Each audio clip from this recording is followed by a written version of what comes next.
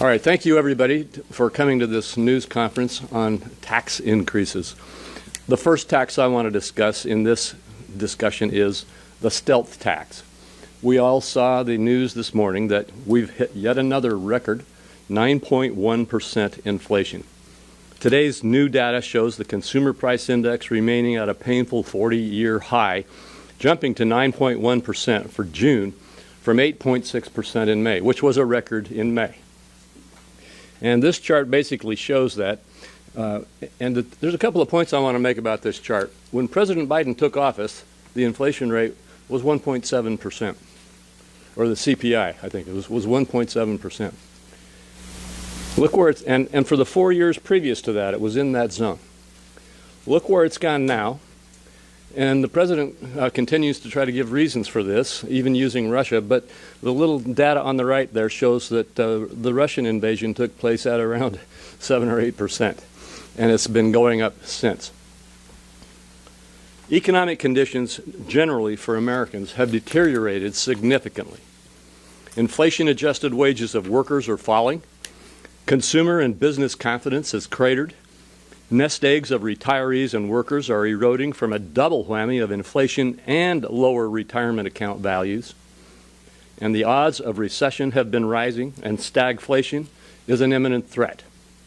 Nonetheless, in the face of all of this, the Democrats want to raise taxes, including on the middle class, as we will show in a minute, and taxpayers earning far less than $400,000. The Biden administration proposed $2.5 trillion in tax hikes in its Green Book.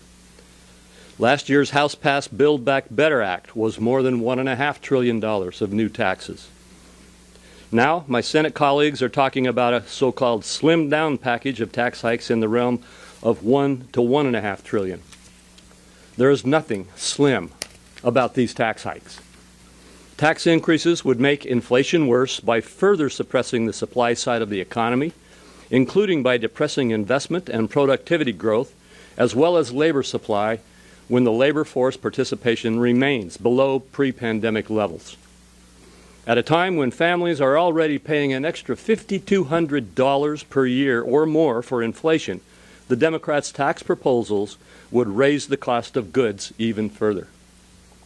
One of the tax increases being considered in the resurrected Build Back Better bill is an expanded net investment income tax, or NIIT, the so-called, keep that up here for just, oh no, yeah, I want this chart.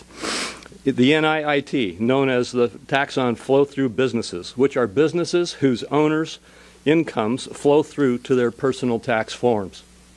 Small business groups estimate to be up to millions of small and family-owned businesses would be at risk of having their rates increased under this policy, which will negatively impact their growth. An expanded NIT will drive down small business investment, drive down employment, and reduce small business hiring, lower wages in small business communities, and increase prices, which are then passed on to consumers. Hitting those businesses with a massive new tax hike on the order of $252 billion will hurt the very people the Democrats say they champion, workers and those with incomes well below $400,000. Small businesses are struggling in the Biden economy. It's not time to levy a $252 billion new tax, especially on small and medium-sized businesses trying to recover from the COVID-19 pandemic, the massive inflation, and worker shortages. In addition, now let's go to the next chart. A new analysis from the Joint Tax Committee confirms that Democrats' new reported proposals will increase taxes on all Americans.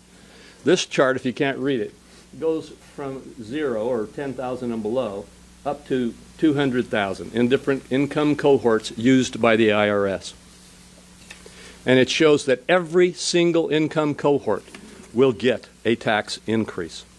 Over the course of the 10-year budget, the JCT says that roughly 30% of the revenue raised for spending offsets and deficit reduction will come from Americans earning under $400,000 per year. Under the proposal, the average tax rate for every single income category would increase. If the Democrats' tax reform is enacted this year, more than a quarter of Americans earning between $75,000 and $100,000 will see a tax increase next year, as will more than half of Americans earning between $100,000 and $200,000. As the economy faces runaway inflation, a first-quarter decline in GDP, and increasing and uncomfortable odds of a recession and stagflation, raising taxes and killing jobs as we face prospects of recession makes no sense.